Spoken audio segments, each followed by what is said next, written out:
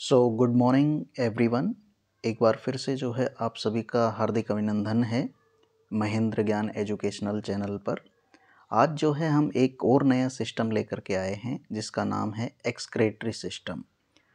आपने सुना होगा एक्सक्रेटरी सिस्टम के बारे में। ये भी जो है एक एनाटॉमी एंड फिजियोलॉजी का ही सिस्टम है।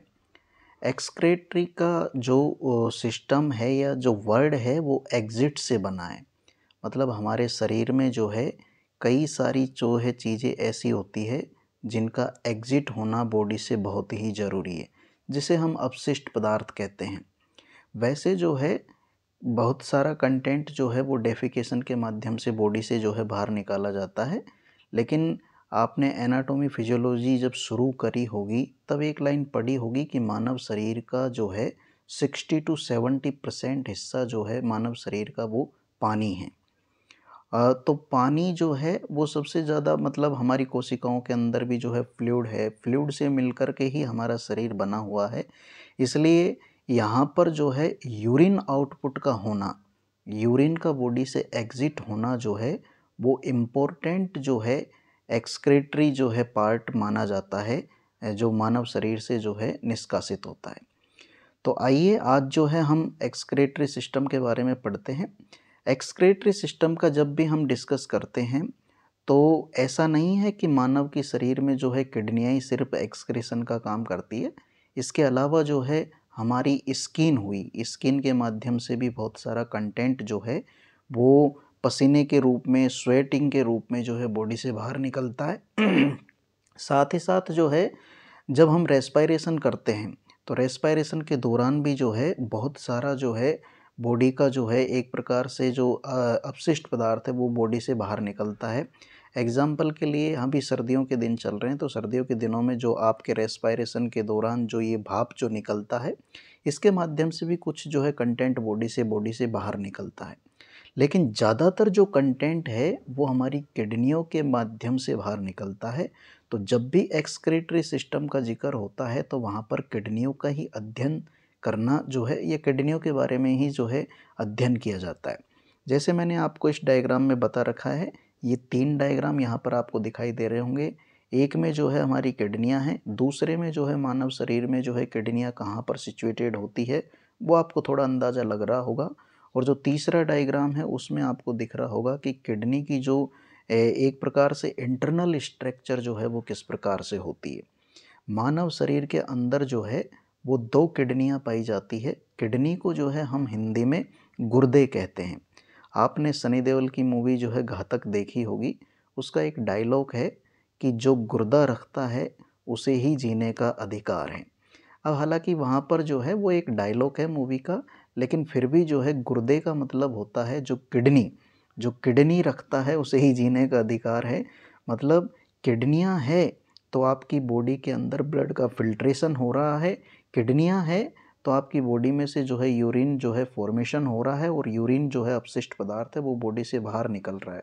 अगर किडनियाँ नहीं होती तो आप ये मान करके चलें कि बहुत सारा कंटेंट जो है आपकी बॉडी के अंदर जो है घूमता रहता।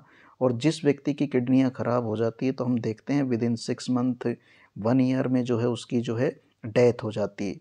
वो इस कारण हो जाती है क्योंकि किडनियाँ जो है वो बॉडी के अंदर से अपशिष्ट पदार्थ को निकालने का काम करती है। और जब अगर किडनी जो है प्रॉपर फंक्शन नहीं करेगी तो अपशिष्ट पदार्थ बॉडी में घूमेगा, और जब बॉडी में घूमेगा तो उससे जो है फिर बहुत सारे ऑर्गन्स जो और भी ऑर्गन्स है वो फेल हो जाएंगे। तो आइए आज अपन जो है किडनी के बारे में डिस्कस करते हैं। सबसे पहले जो है आता है कि आखिरकार एक्सक्रीटरी सिस्टम होता क्या है। तो एक्सक्रीटरी सिस्टम बच्चों एक ऐसा सिस्टम है जो मानव शरीर के अंदर से जो वेस्ट प्रोडक्ट है उसको जो है बॉडी से बाहर निकालता है। और बॉडी का इंटरनल होम्योस्टेसिस, एक प्रकार से बॉडी का जो इंटरनल एनवायरनमेंट है उसे क्लीन, साफ सुथरा और एक पर्टिकुलर टेम्परेचर पर बना करके रखता है। वैसे जो है हमारे शरीर में उपस्थित हमारे फेफड़े, हमारी स्किन, हमारी लार्ज इंटेस्टाइन भी जो है हमारी बॉडी से वेस्ट कंटेंट को जो है बॉडी से बाहर निकालने का काम करती है। लेकिन मैं फिर वही बात कह रहा हूँ कि मानव शरीर का 70% हिस्सा पानी है, और पानी में जो कोई भी अपशिष्ट पदार्थ अगर बॉडी के अंदर होगा तो उसको बॉडी से एग्जिट करना बहुत इम्पोर्टेंट है। हालांकि और भी जो है वो भी एग्जिट करना बहुत इम्पोर्टेंट है, लेकिन यूरिन के रूप में हमारी बॉडी का बहुत सारा अपशिष्ट पदार्थ जो है वो बॉडी से बाहर निकलता है। Urinary system is the main excretory system, इसलिए इसी में ये लास्ट लाइन जो है इसीलिए ऐड की है मैंने कि एक्सक्रेटरी सिस्टम के अंतर्गत हमारा जो है वो लंग्स से भी जो है वेस्ट कंटेंट बाहर निकलता है, लार्ज इंटेस्टाइन से भी निकलता है, स्किन से भी स्वेटिंग के रूप में बाहर निकलता है। लेकिन सबसे इम्पोर्टेंट अगर हम जिक्र करें तो यूरिनरी सिस्टम, जिसके माध्यम से यूरिन बॉडी से बाहर निकलता है, वो सबसे इम्पोर्टेंट जो है एक्सक्रेटरी सिस्टम का पार्ट होता है। इसलिए जब भी हम एक्सक्रेटरी सिस्टम की चर्चा करेंगे तो उसमें यूरिन जो है यूरिनरी सिस्टम जो है उसका जिक्र करेंगे। नेक्स्ट जो है बच्चों आता है कि अपन यहाँ पर जो है यूरिनरी सिस्टम जो है वो आपने देखा होगा, आपने 10th की और जो इससे पहले जो साइंस बायो में 11th की जो आपने बुक वगैरह पढ़ी होगी, तो उसमें एक डायग्राम आपने एक्सक्रेटरी सिस्टम को हिंदी में बोलते हैं उत्सर्जन तंत्र। तो उत्सर्जन तंत्र का जब आपने डायग्राम देखा होगा तो मानव शरीर में जो है 2 किडनियाँ होती है, और किडनियाँ जो है आगे चल के यूरेटर से मिलती है, और यूरेटर दोनों किडनियों से एक एक यूरेटर निकलता है, आगे चल कर के दोनों यूरेटर ब्लैडर में मिलते हैं। ब्लैडर जो है वो यूरिथ्रा के माध्यम से ओपन होता है, और इस प्रकार से जो है मानव शरीर से जो है वो यूरिन पास आउट होता है। तो सबसे पहले जो है अपन एनाटॉमी जो है, जहाँ एनाटॉमी और फिजियोलॉजी जब एक्सक्रीटरी सिस्टम की पढ़ रहे हैं तो सबसे इम्पोर्टेंट पार्ट उसमें किडनी आता है। तो किडनी क्या होती है, हमारे मानव शरीर में जो है 2 किडनियाँ पाई जाती है, और किडनियों की अगर मैं बात करूँ तो किडनी को हिंदी में गुर्दे बोलते हैं, और 2 किडनियाँ जो है सिचुएटेड होती है। किडनी की समथिंग जो स्ट्रक्चर होती है वो हमारी मुट्ठी के लाइक, जितनी हमारी मुट्ठी की जो साइज़ होता है उतना ही हमारी किडनियों का साइज़ होता है। और किडनी जो है वो आपके स्पाइनल कॉर्ड के दोनों तरफ, आपके रीढ़ की हड्डी के दोनों तरफ पसलियों से नीचे जो है उपस्थित होती है। अगर मैं आपको इसका जो है एनाटॉमिकली स्ट्रक्चर की बात करूं तो जहां आपका T12 मतलब थोरेसिक वर्टिब्रा 12 से लेकर के L3 लंबर नंबर 3 तक जो है आपकी किडनियां फैली हुई होती है। तो मानव शरीर में 2 किडनियां सिचुएटेड होती है। उन किडनियों की आकृति जो है वो बीन शेप्ड ऑर्गन उनको कहते हैं। बीन का जैसा बीज होता है ना, उस बीज के आकार आकृति की जो है उस जैसे आकार की जो है हमारी किडनियां होती है, और ये वर्टिब्रा कॉलम के दोनों तरफ पाई जाती है। और कहाँ पर पाई जाती है, थोरेसिक 12 और लंबर 3 तक जो है फैली हुई रहती है। दोनों किडनियां जो है बिल्कुल एग्जैक्ट जो है सिचुएशन में नहीं होती है, एक किडनी थोड़ी ऊपर होती है और एक किडनी थोड़ी नीचे होती है। उसका थोड़ा सा रीज़न ये है कि हमारी राइट किडनी जो है वो थोड़ी नीचे होती है, क्योंकि राइट साइड में हमारा लिवर सिचुएटेड होता है, जिसके कारण राइट किडनी थोड़ी नीचे होती है और लेफ्ट किडनी जो है वो थोड़ी ऊपर होती है। ठीक है ना। तो आगे जो है किडनी के बारे में इसका डायग्राम मैं आपको आगे दिखाऊंगा। ये डायग्राम जो है आप देखने का प्रयास करें। ये मैंने आपको 2 डायग्राम दिखा रखे हैं बच्चों। वो ह्यूमन बॉडी है, इधर की तरफ जो आपको दिखाई दे रही है, ह्यूमन बॉडी में जो है किस प्रकार से हमारा एक्सक्रीटरी सिस्टम सिचुएटेड होता है वो आपको दिखाई दे रहा होगा। 2 किडनियां हैं, 2 किडनियां जो है उनको सप्लाई करने वाली आपकी रीनल आर्टरी और रीनल वेन होती है। जो आपको रेड कलर की दिखाई दे रही है वो आपकी रीनल आर्टरी है, जो ब्लू कलर की दिखाई दे रही है वो आपकी रीनल वेन है। अब ये दोनों किडनियों से जो है बच्चों ये 2 पाइप लाइक स्ट्रक्चर निकली हुई है, जिन्हें हम क्या कहते हैं, यूरेटर कहते हैं। और ये यूरेटर जो है वो आगे चल कर के नीचे आकर के ब्लैडर में मिलते हैं। ब्लैडर को हम हिंदी में कहते हैं मूत्राशय। और यूरिथ्रा जिसके माध्यम से आपका यूरिन जो है बॉडी से बाहर निकलता है वो यूरिथ्रा कहलाता है। तो ये जो है किडनी की स्ट्रक्चर आपको डायग्राम देख करके इजीली समझ में आ रही होगी। तो इसे जो है डायग्राम से आप समझने का प्रयास करें। 2 किडनियाँ जो कि वर्टिब्रा के दोनों तरफ पाई जाती है, रिब्स से नीचे की तरफ पाई जाती है। एग्जैक्ट लोकेशन की बात करें तो थोरेसिक नंबर 12 से लेकर के लंबर 3 तक जो है ये फैली हुई रहती है। एक किडनी जो है आपकी थोड़ी ऊपर होती है, एक किडनी थोड़ी नीचे होती है। उसका कारण ये है कि दाईं किडनी हमारी जो लिवर के कारण जो है वो कैसी होती है, थोड़ी जो है नीचे की तरफ होती है बाईं किडनी की तुलना में। आगे देखें, और एग्जैक्ट आपको डायग्राम दिखाने का प्रयास करता हूँ। अगर हम किडनियों को देखें तो इस प्रकार जैसे बीन का जो बीज होता है, बीन शेप आकृति की होती है, इसमें जो आपको ये बीच में जो किडनी दिखाई दे रही है, एग्जैक्ट जैसी किडनी जो है मानव शरीर में पाई जाती है। लेकिन जब हम उस किडनी को ग्रोस सेक्शन स्ट्रक्चर में काटते हैं तो वो आपको इस प्रकार से दिखाई देती है, जैसा आपको दोनों तरफ के जो दो डायग्राम हैं उनमें जैसे दिखा रखा है। अच्छा, जब किडनियों का जब हम जिक्र करते हैं, जब उसका क्रॉस सेक्शन काट करके और उसको अंदर से देखते हैं तो उसमें ऐसे स्पोर लाइक जो है आपको स्ट्रक्चर दिखती है, जिसे हम मेडुला कहते हैं। और इस मेडुला वाले स्पोर जो गड्ढे जो दिखाई दे रहे हैं आपको, ये आपके मेडुला है। और मेडुला के ऊपर की तरफ जो आपको एक जो किडनी की लेयर दिखाई दे रही है उसे हम कॉर्डेक्स कहते हैं। और बाकी जो आपको ये ब्लू कलर का दिखाई दे रहा है ये आपकी रीनल वेन है, और जो रेड कलर की दिखाई दे रही है वो रीनल आर्टरी है। जो आपको ब्राउन ब्राउन कलर का थोड़ा दिखाई दे रहा है वो हमारा, उसे हम कैलेक्स कह सकते हैं। तो ये हमारी किडनी की जो है स्ट्रक्चर है बच्चों, इसे आप देखने का प्रयास करें।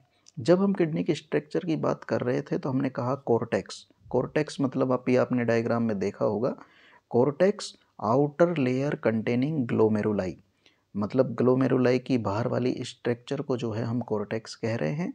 और जो पायरामिड जो स्ट्रक्चर जो अंदर की तरफ अभी किडनी में आपको दिखाई दे रही थी उसे हम मेडुला कह रहे हैं। रीनल पायरामिड्स जो है ट्रेंगुलर स्ट्रक्चर के जो है किडनी में सिचुएटेड होते हैं। रीनल पेल्विस जो है वो आपका फनल शेप्ड स्ट्रक्चर है जो यूरिन को कलेक्ट करता है। और नेफ्रॉन, नेफ्रॉन को नहीं भूलना है। जैसे हमारी बॉडी की फंक्शनल यूनिट जो है सेल होती है, संरचनात्मक इकाई मानव शरीर की सेल होती है। जैसे हमने रेस्पिरेटरी सिस्टम पढ़ा, तो रेस्पिरेटरी सिस्टम में जब अपन ने पढ़ा कि लंग्स की फंक्शनल यूनिट एल्वियोलाई होती है, सेम उसी प्रकार हमारी किडनी की जो फंक्शनल यूनिट है बच्चों, वो नेफ्रॉन होती है। क्या होती है? नेफ्रॉन होती है। तो नेफ्रॉन जो है functional unit of the kidney है। और नेफ्रॉन आप माने, आप यकीन करके चलें कि एक किडनी के अंदर समथिंग समथिंग 1 मिलियन, मतलब 10 लाख के समथिंग नेफ्रॉन एक किडनी में पाए जाते हैं। और ये नेफ्रॉन ही है जो हमारी बॉडी में जो है यूरिन के फॉर्मेशन का काम कर रहे हैं। एक अचंबा और मैं आपको बताऊं कि जैसे आप एक गाड़ी में जो है 1 लीटर तेल डलवाते हैं, 1 लीटर पेट्रोल डलवाते हैं, तो स्प्लेंडर हुई आपकी तो 50-60 किलोमीटर चल जाती है आराम से। तो हमारी किडनियां जो है बच्चों, वो 24 घंटे के अंदर, 24 आवर्स के अंदर टोटल 180 लीटर, 180 लीटर जो है वो ब्लड का फिल्ट्रेशन करती है। अब आप सोचेंगे कि सर 5 लीटर तो पूरा ही ब्लड बॉडी में पाया जाता है, फिर 180 लीटर का फिल्ट्रेशन हमारी किडनियाँ कैसे कर देती हैं?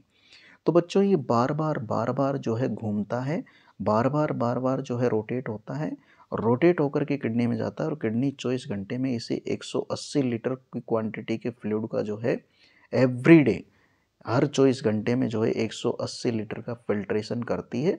और इस 180 लीटर में से वापस जो है 98% जो है, या 98.5% जो है उसे वापस रीअब्जॉर्ब कर लेती है।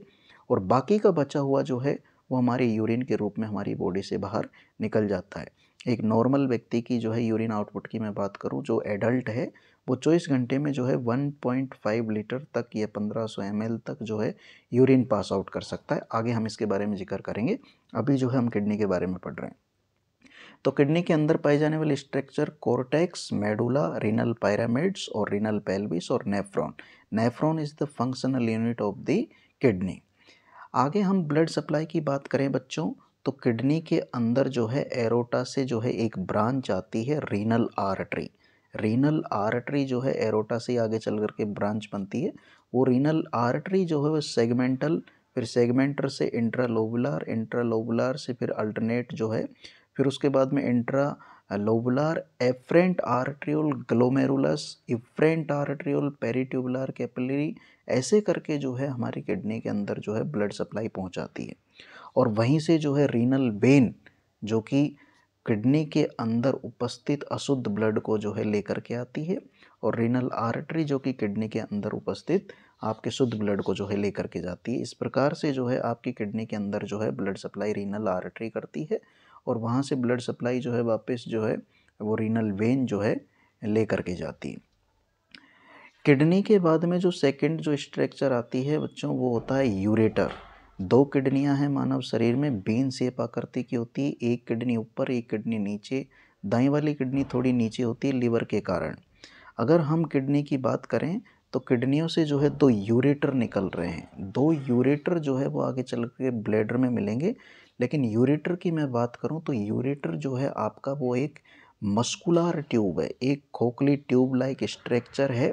जैसे अपन ने जब जीआईटी सिस्टम पढ़ा था तो जीआईटी सिस्टम में जब ईसोफेगस पढ़ा था, उस ईसोफेगस के अंदर भी पेरिस्टालसिस मूवमेंट पाए जाते हैं। सेम उसी प्रकार जो है आपके यूरेटर के अंदर भी पेरिस्टालसिस मूवमेंट पाए जाते हैं। आपके एक यूरेटर की लंबाई 25 से 30 सेंटीमीटर हो सकती है और इस यूरेटर का काम होता है किडनी के अंदर जो यूरिन बना है उसको जो है ब्लैडर में ले जा करके जो है छोड़ना। अब यहाँ पर जो है बच्चों पेरिस्टालसिस मूवमेंट जो है उसकी एक डायरेक्शन होती है। कभी भी जो है ब्लैडर से यूरिन जो है यूरेटर के माध्यम से वापस किडनी में नहीं पहुँचेगा, क्योंकि उसमें पेरिस्टालसिस मूवमेंट इस प्रकार से बनाए गए हैं कि हमेशा यूरिन जो है आपका वो किडनी से ब्लैडर की तरफ ही आएगा। तो पेरिस्टालसिस मूवमेंट आपके यूरेटर में पाए जाते हैं, जिनकी बदौलत आपके ये जो 25 से 30 सेंटीमीटर का सफ़र जो है चल के जिसको जो है सफ़र करके और फिर आपका यूरिन जो है किडनियों के माध्यम से ब्लैडर में पहुंचता है। नेक्स्ट जो है यूरिनरी ब्लैडर आ रहा है। तो ब्लैडर क्या है बच्चों? ब्लैडर एक खोखला और मस्कुलर ऑर्गन है जिसे हम हिंदी में मूत्राशय कहते हैं। ये जो है आपकी डिट्रोसर मसल्स का जो है इसके अंदर उपस्थित होती है, उसका बना हुआ होता है। और हमारे ब्लैडर की जो कैपेसिटी होती है वो 400 से लेकर के 600 400 से 600 मिलीलीटर यूरिन जो है वो एक एडल्ट ह्यूमन का जो ब्लैडर है वो उसे क्या कर सकता है, वो उसे कलेक्ट कर सकता है। मैं फिर कह रहा हूँ, एक एडल्ट 24 घंटे में जो है वो 1 लीटर से लेकर के 1.5 लीटर तक यूरिन पास आउट करता है। मतलब 1000 से लेकर के 1500 मिलीलीटर यूरिन जो है वो पास आउट करता है 24 घंटे के अंदर। लेकिन अगर हमारे ब्लैडर की कैपेसिटी की बात करें तो 400 से 600 मिलीलीटर जो है वो यूरिन जो है एक बार में होल्ड कर सकता है मानव का जो है एक एडल्ट व्यक्ति का जो है ब्लैडर।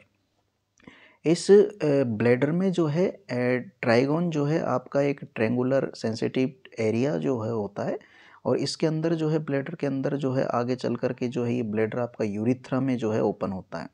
और यूरिथ्रा के माध्यम से जो है फिर जब ये इसमें ऐसे आभास होता है कि ये जो है यूरिन जो है इसमें फिलअप हो गया है, तो फिर जो है ये सेंसिटिव जो है आपके संदेश ब्रेन तक लेकर के जाते हैं और फिर आपको यूरिन पास आउट की फीलिंग आती है। सबसे पहला आपका किडनी था, किडनियाँ जो है यूरेटर से मिली, यूरेटर जो है आकर के ब्लैडर में खुले और ब्लैडर जो है उससे एक यूरिथ्रा जुड़ा हुआ वो होता है बच्चों। और ये यूरिथ्रा ही वो पार्ट है जो आपको बाहर से दिखाई देता है।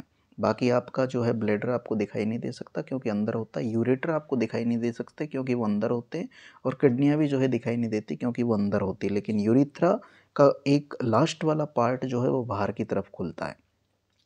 अब यहाँ पर मैं बच्चों आपको बताना चाहूँगा कि मेल जो यूरिथ्रा होता है उसकी लेंथ फीमेल यूरिथ्रा की तुलना में ज़्यादा होती है।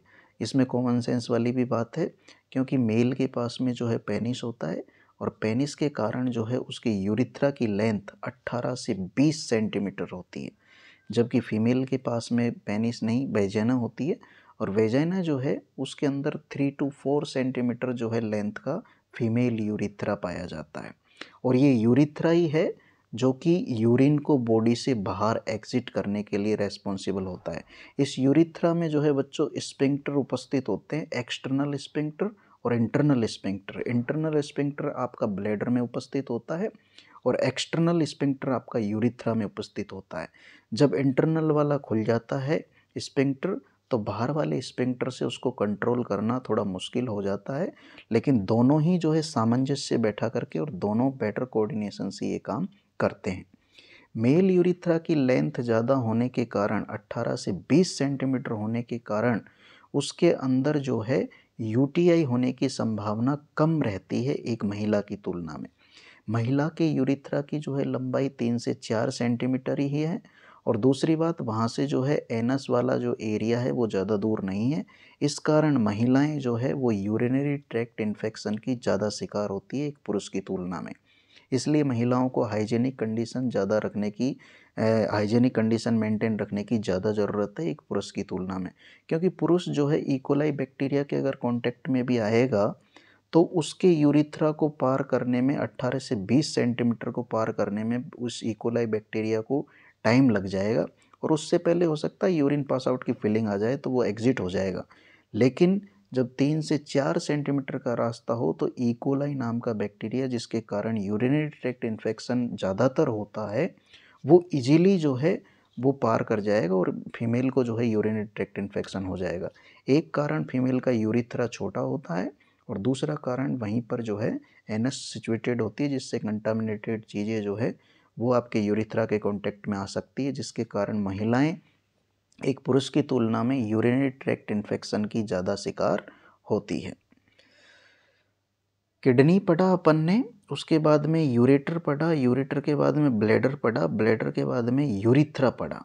अब जो मेन इम्पोर्टेंट इस एक्सक्रीटरी सिस्टम का जो सारांश है वो किडनियाँ हैं, और किडनी का जो सारांश है वो नेफ्रॉन है। तो नेफ्रॉन सबसे इम्पोर्टेंट स्ट्रक्चर है, और नेफ्रॉन की बदौलत ही आप ये मान करके चलें कि यूरिन का फॉर्मेशन हो रहा है। अगर नेफ्रॉन नहीं होते तो यूरिन का फॉर्मेशन भी नहीं होता, और यूरिन का फॉर्मेशन नहीं होता तो एक्सक्रीटरी सिस्टम का कोई लेना देना नहीं था या कोई काम ही नहीं था फिर। तो यहाँ पर मैं अगर नेफ्रॉन की बात करूँ तो ये लाइन मैंने पहले ही बता दी आपको कि एक किडनी के अंदर, मानव की एक किडनी के अंदर 1 मिलियन नेफ्रॉन, मतलब 10 लाख नेफ्रॉन एक किडनी में पाए जाते हैं। तो दोनों किडनियों में कितने नेफ्रॉन हो गए? 2 मिलियन, मतलब 20 लाख नेफ्रॉन हो गए। अब नेफ्रॉन के अगर हम पार्ट की बात करें तो नेफ्रॉन के 2 पार्ट होते हैं, एक होता है रीनल कॉर्पस्कल और दूसरा होता है रीनल ट्यूबुल।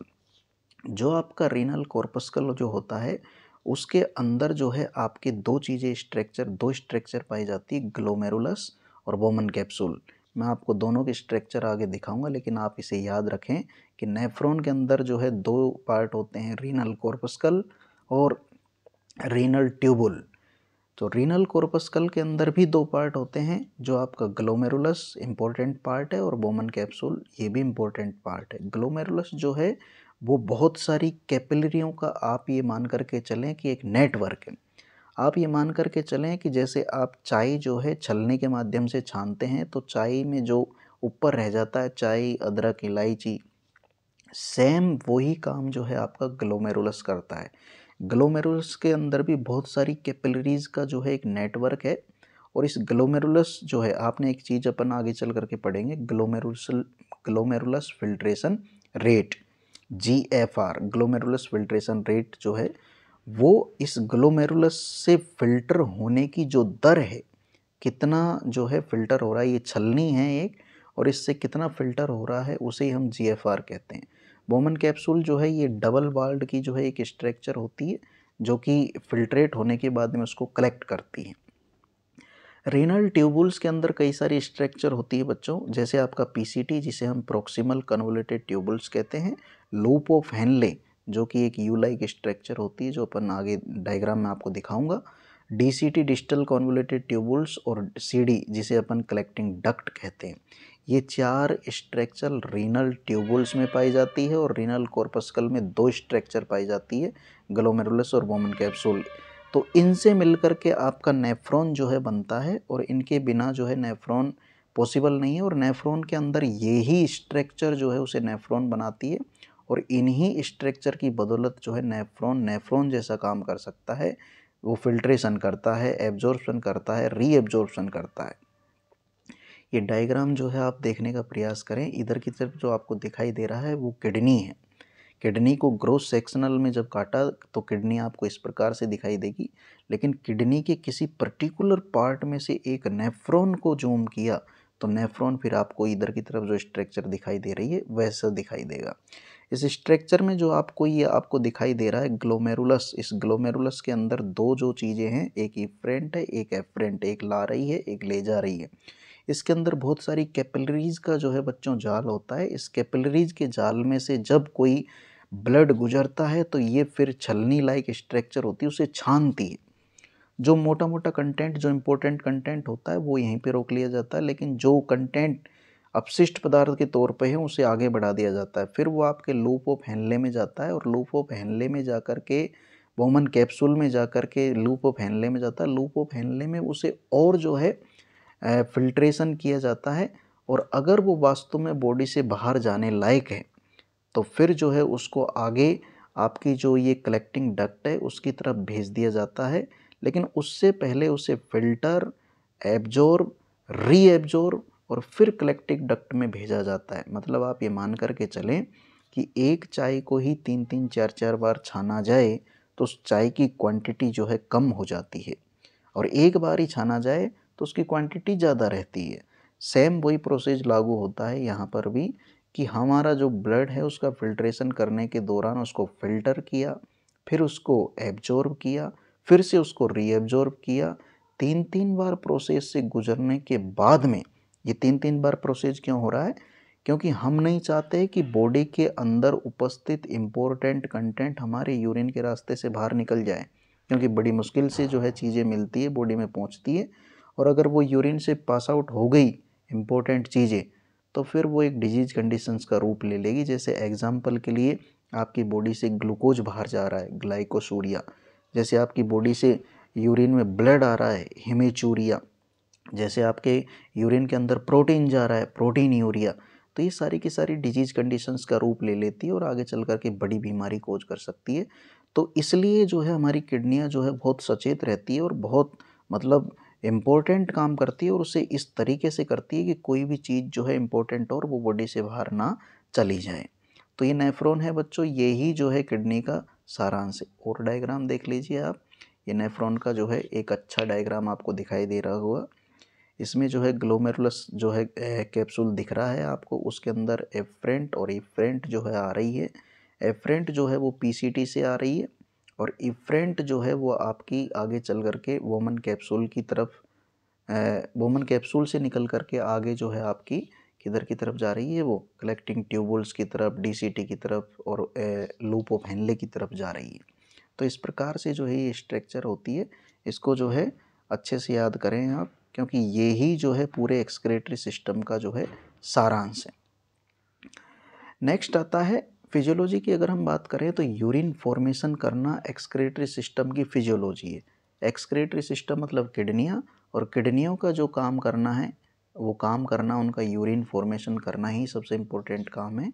तो जब यूरिन का फॉर्मेशन किया जाता है तो 2-3 स्टेजों से गुजरता है। उसमें पहला आ रहा है ग्लोमेरुलर फिल्ट्रेशन। अभी जो आपको एक ऐसी गोल गोल लाइक स्ट्रक्चर नेफ्रॉन के डायग्राम में मैंने आपको दिखाई, वो आपका ग्लोमेरुलस है। और उस ग्लोमेरुलस के अंदर जो है प्रत्येक मिनट 125 मिलीलीटर जो है ब्लड उसका फिल्ट्रेशन हो रहा है, उसे हम जीएफआर कहते हैं। तो अगर कोई आपसे पूछे कि normal GFR, normal glomerulus filtration rate कितनी होती है, 125 मिलीलीटर पर मिनट। अच्छा, ये ग्लोमेरुलस जो है उसके अंदर बहुत सारी ब्लड वेसल्स, कैपिलरीज का जो है एक जाल है। उस कैपिलरीज में से जब ये ब्लड बार बार घूम कर के गुजरता है तो इस ब्लड में से जो है कई सारे फिल्ट्रेशन जो है कंटेंट, जैसे एग्जांपल के लिए water, glucose, iron, amino acid, urea, इनको जो है ब्लड से निकाल करके और अलग कर दिया जाता है। आपका water, glucose, iron, amino acid, urea जो है ये ग्लोमेरुलस फिल्ट्रेशन रेट के दौरान जब फिल्टर हुआ तो ये ब्लड से अलग हो गए। सेकेंड ग्लोमेरुलर के बाद में बी जो आता है वो ट्यूबुलर रीएब्जॉर्प्शन आता है। इसके अंदर जो है आप ये मान करके चलें कि आपके यूरिन के फॉर्मेशन का 65% काम जो है आपकी ट्यूबुलर रीएब्जॉर्प्शन के अंदर ही होता है। 65% जो काम जो है आपका वो किसके अंदर होता है, पीसीटी के अंदर होता है।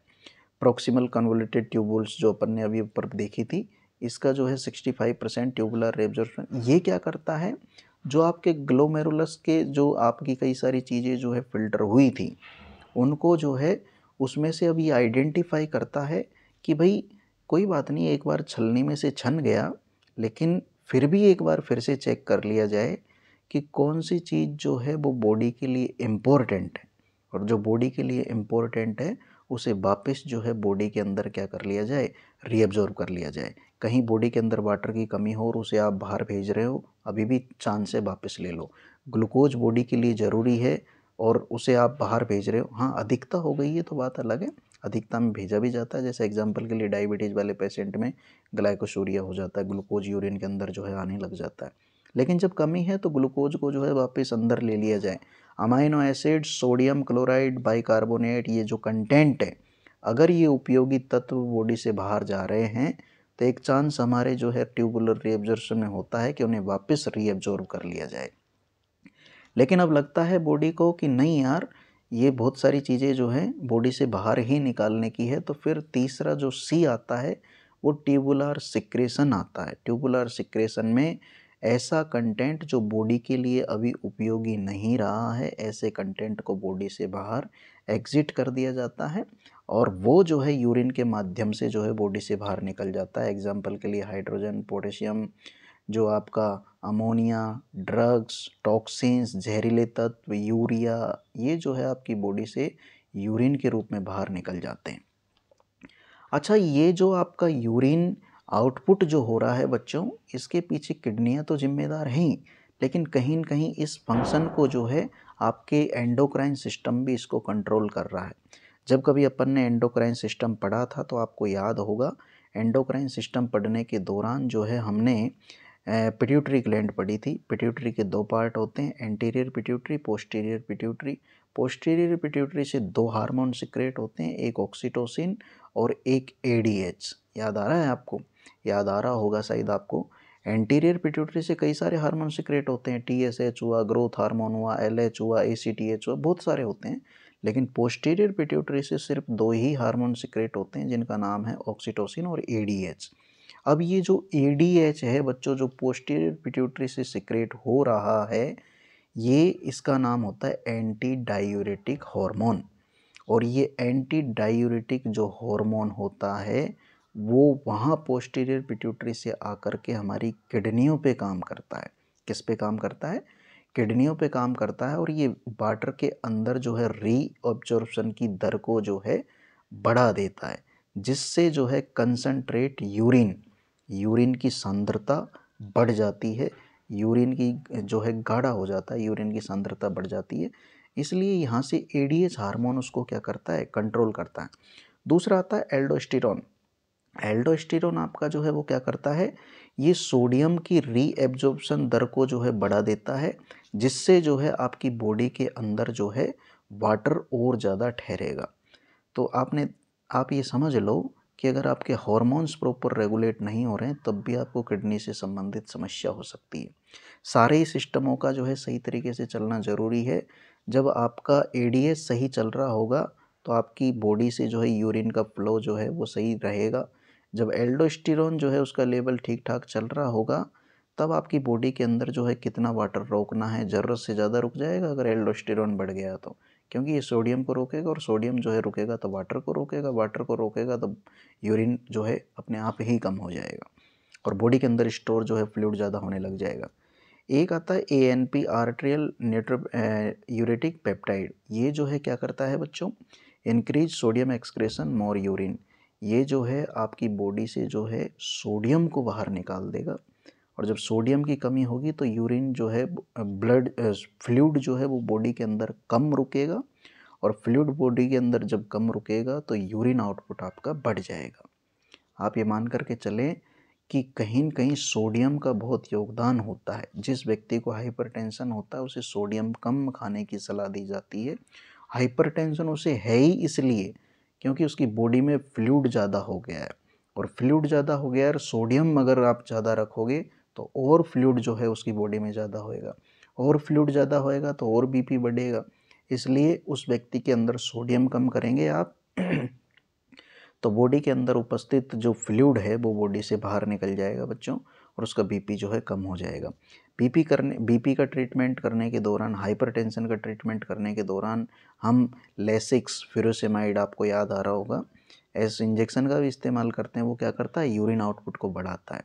यूरिन आउटपुट को बढ़ाता है जिससे उसकी बॉडी के अंदर फ्लूइड की क्वांटिटी कम हो जाती है और हो सकता है बीपी उसका थोड़ा कम हो जाए। एक और होता है रेनिन एंजियोटेंसिन सिस्टम। RAAS।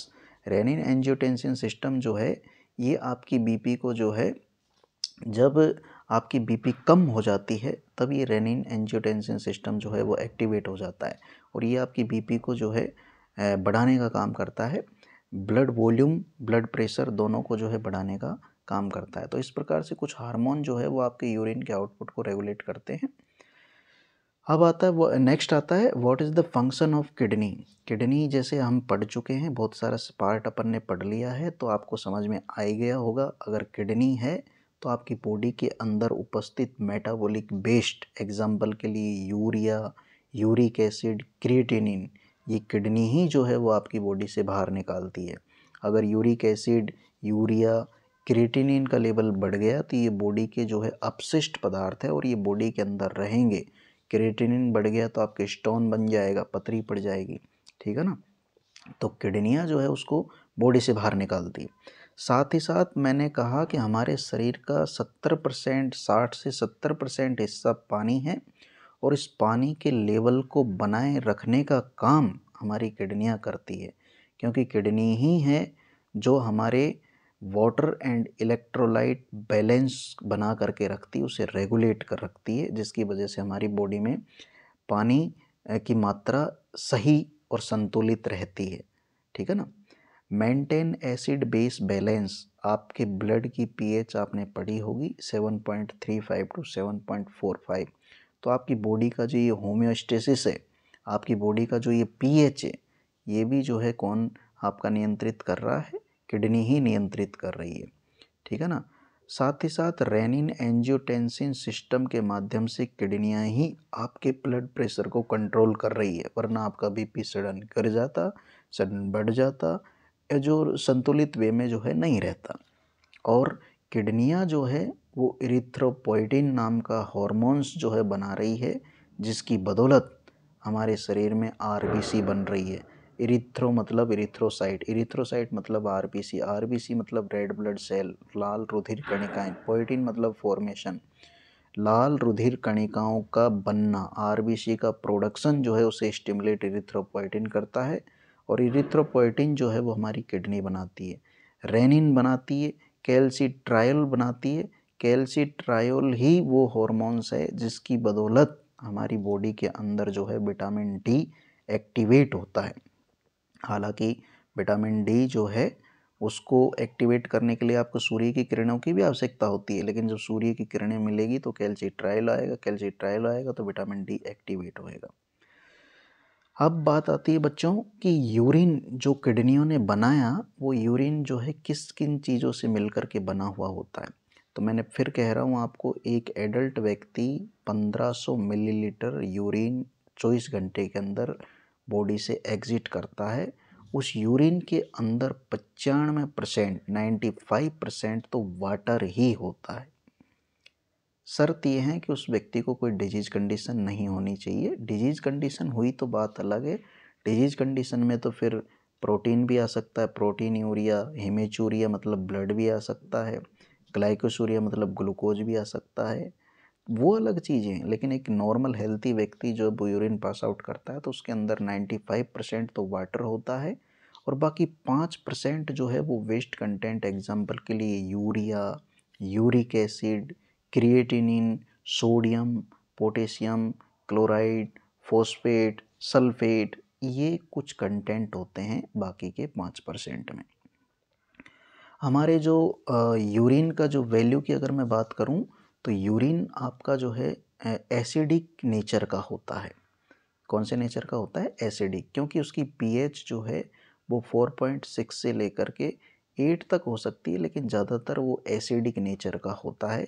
उसका जो कलर होता है वो पेल येलो, हल्का थोड़ा पीला, ज़्यादा पीला भी बेकार है, हल्का थोड़ा पीला। और डेली आउटपुट मैं ऑलरेडी बता ही चुका हूँ आपको, एक एडल्ट के अंदर जो है 1 से 1.5 लीटर जो है वो यूरिन पास आउट होता है।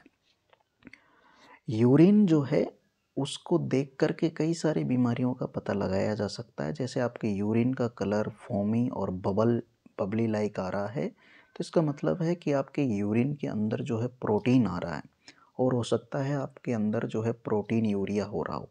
अब प्रोटीन एक इम्पोर्टेंट कंटेंट है, बॉडी के अंदर रहना चाहिए, लेकिन वो यूरिन में जा रहा है तो डिजीज कंडीशन ही है। ब्लड इन यूरिन, जब यूरिन के अंदर ब्लड आएगा तो वाजिब सी बात है वो रेड रेड सा दिखाई देगा, जिसे हम हेमेचूरिया कहते हैं। पिंक हो सकता है आपका यूरिन का कलर, रेड हो सकता है, ब्राउन हो सकता है, इस प्रकार का हो सकता है। तो ये आपका संकेत कर रहा है कि कहीं न कहीं जो है उसको हेमेचूरिया हो रहा है। डार्क कलर, अंबर कलर जैसा यूरिन भी कभी कभार किसी किसी पेशेंट में देखने को मिलता है। स्ट्रॉन्ग ऑडर, अगर उसके अंदर जो है बहुत ही ज़्यादा तेज़ स्मेल आ रही है तो वो ऐसा भी जो है यूरिन देखने को मिल सकता है। इंक्रीज फ्रीक्वेंसी, मतलब जैसे नॉर्मली व्यक्ति दिन में 4 से 5 बार जा रहा है, लेकिन कोई जो है 10 से 12 बार जा रहा है, तो वो कहीं न कहीं ये सारी जो चीज़ें हैं वो कहीं न कहीं एक बीमारी को जो है दर्शाती है बच्चों। और इनकी जो है अलग-अलग सिचुएशन, अलग-अलग कलर, अलग-अलग क्वांटिटी, अलग-अलग फ्रीक्वेंसी देख कर के पता लगाया जा सकता है कि किसी न किसी जो है बीमारी के आप शिकार हो सकते हैं। रेड यूरिन आ रहा है मतलब ब्लड है। प्रोटीन यूरिया जैसी फोमी बबली जो है साइन उसमें देखने को मिल सकते हैं, ठीक है ना। अगर यूरिन की क्वांटिटी कम है तो ओली यूरिया, और अगर यूरिन की क्वांटिटी ज़्यादा हो रखी है तो पोली यूरिया। दोनों ही हमारे लिए ख़राब है। हमें जो है नॉर्मली एक सिस्टमेटिक वे में नॉर्मल अमाउंट में चाहिए। ये कुछ इंपॉर्टेंट पॉइंट्स है। जैसे नेफ्रॉन जो है वो किडनी की फंक्शनल और स्ट्रक्चरल यूनिट है। जैसे हमारी बॉडी की फंक्शनल और स्ट्रक्चर यूनिट सेल होती है वैसे ही। जीएफआर ऑलरेडी बता चुका हूँ मैं। ग्लोमेरुलस फिल्ट्रेशन रेट 125 मिलीलीटर पर मिनट होती है। हमारी किडनियाँ जो है 180 लीटर 24 घंटे के अंदर जो है ब्लड का फिल्ट्रेशन करती है। अगर एंटी डाययूरेटिक हार्मोन की कमी होएगी तो आपको डायबिटीज इंसिपिटस नाम की बीमारी हो सकती है। और एंटी डाययूरेटिक हार्मोन जो है वो आपका पोस्टीरियर पिट्यूटरी से रिलीज होता है। किडनी जो है आपकी इरिथ्रोपोइटिन रिलीज करती है। इरिथ्रोपोइटिन जो है वो आपके ब्लड के फॉर्मेशन को, आरबीसी के फॉर्मेशन के लिए रेस्पॉन्सिबल है। और लास्ट इम्पोर्टेंट पॉइंट ये है इसमें कि एक पुरुष की तुलना में एक महिला जो है वो यूरिनरी ट्रैक्ट इन्फेक्शन का ज़्यादा शिकार होती है, क्योंकि उसकी यूरिनरी ट्रैक्ट की जो यूरिथ्रा की लेंथ जो है वो कम होती है एक पुरुष की तुलना में। तो आज अपन ने बच्चों जो है क्या पढ़ा, एक्सक्रीटरी सिस्टम पढ़ा। एक्सक्रीटरी सिस्टम जो है वो हमारा ऑर्गन्स जो एक ऐसा सिस्टम है जो हमारे वाइटल जो रोल बॉडी का जो है उसको जो है निभाता है। मतलब आप ये मान करके चलें कि वाइटल जो ऑर्गन चल रहे हैं आपके, तो वो किडनी की बदौलत ही चल रहे हैं, क्योंकि किडनी जो है वो अपशिष्ट पदार्थों को बॉडी से जो है वो बाहर निकालती है। जब एक्सक्रीटरी सिस्टम की बात की अपन ने तो किडनी पढ़ा, यूरेटर पढ़ा, ब्लैडर पढ़ा, यूरिथ्रा पढ़ा। ब्लड का फिल्ट्रेशन किस प्रकार से ये करती है, इलेक्ट्रोलाइट बैलेंस कैसे बना करके रखती है, और एसिड और बेस का बैलेंस हमारी बॉडी के अंदर जो है वो इस एक्सक्रीटरी सिस्टम की बदौलत ही हो रहा है। तो एक्सक्रीटरी सिस्टम कहीं न कहीं बहुत इंपॉर्टेंट है, जिसके अंदर अपन ने किडनियाँ पढ़ी। और किडनी अगर हेल्थी है तो बहुत अच्छी बात है, लेकिन अगर किडनी जब खराब हो जाती है, जैसे फेफड़े अगर ख़राब हो गए तो आप वेंटिलेटर पे रखे जाएंगे, सेम उसी प्रकार जब किडनियाँ किसी व्यक्ति की ख़राब हो जाती है तो उसका हीमोडायलाइसिस किया जाता है। तो लास्ट जो ये स्लाइड है मैं आपको हीमोडायलाइसिस की दिखा रहा हूँ। हीमोडायलाइसिस बच्चों एक मशीन होती है। ये जो है क्या करती है कि जो किडनी का काम अब किडनियाँ नहीं कर पा रही, तो उस किडनी के काम को ये हीमोडायलिसिस मशीन करती है। इसके अंदर जो है आपको दिख रहा होगा बीच में जो मैं इमेज दिखाने का प्रयास कर रहा हूँ, ये आपका एट्रियो और आर्टरी और वेन्स का जो है एक संट बनाया जाता है, एबी संट जिसे हम बोलते हैं। आर्टरी और वेन का एक संट बनाया जाता है। फिर उससे जो है ये आपकी दो जो है इसके अंदर जो है ट्यूब होती है आपकी हीमोडायलिसिस के अंदर। एक जो है उसके अंदर ब्लड ले करके जाती है और एक जो है ब्लड वापिस जो है लेकर के आती है। जो ब्लड हीमोडायलिसिस मशीन के अंदर जा रहा है, वाजिब सी बात है वो फ़िल्टर नहीं है, क्योंकि किडनियाँ ख़राब हो चुकी हैं। और जब वो उसमें से फ़िल्टर होकर के आएगा तब उसको वापस आर्टरी में छोड़ा जाएगा, जिसे हम शुद्ध ब्लड का नाम दे रहे हैं। तो इस प्रकार से जो है आर्टरी और वेन्स का शंट बना करके और फिर जो है हीमोडायलिसिस किया जाता है। हीमोडायलिसिस का जो है बहुत सारा खर्चा आता है, लेकिन जब किडनियाँ ख़राब हो जाती है तो इसके माध्यम से जो है व्यक्ति को जीवित रखा जा सकता है। अब एक व्यक्ति का जो है अगर हीमोडायलिसिस की अगर हम बात करें तो किडनियाँ कितनी ख़राब है कितनी ख़राब नहीं है उस पे डिपेंड करता है। किसी-किसी व्यक्ति का 6 महीने में 1 बार करवाना पड़ता है, किसी-किसी व्यक्ति का 2 महीने में 1 बार भी करवाना पड़ सकता है। तो हीमोडायलिसिस की ये मशीन है। तो बच्चों आज अपन ने पढ़ा एक्सक्रीटरी सिस्टम। एक्सक्रीटरी सिस्टम को हिंदी में बोलते हैं उत्सर्जन तंत्र, जिसके अंतर्गत हम किडनियों का अध्ययन करते हैं। और किडनी मानव शरीर में 2 पाई जाती है। किडनी के बाद में अपन ने यूरेटर पढ़ा, यूरेटर के बाद में यूरिथ्रा पढ़ा, यूरेटर के बाद में अपन ने ब्लैडर पढ़ा, ब्लैडर के बाद में यूरिथ्रा पढ़ा। और किस प्रकार से जो है किडनियाँ जो है यूरिन का फॉर्मेशन करती है वो पढ़ा, नेफ्रॉन के बारे में पढ़ा। तो आज के लिए इतना ही काफ़ी है। ज़्यादा से ज़्यादा जो है चैनल को लाइक करें, शेयर करें, सब्सक्राइब करें और अच्छे टॉपिक आपके लिए लेकर के आएँ। उसके लिए जो है आप कमेंट करें और बताएं कि किस प्रकार से जो है किस प्रकार और इम्प्रूवमेंट की जो है ज़रूरत है, कहाँ कमी रह रही है, क्या जो है और बेटर हम कर सकते हैं। Thank you everyone. नमस्ते।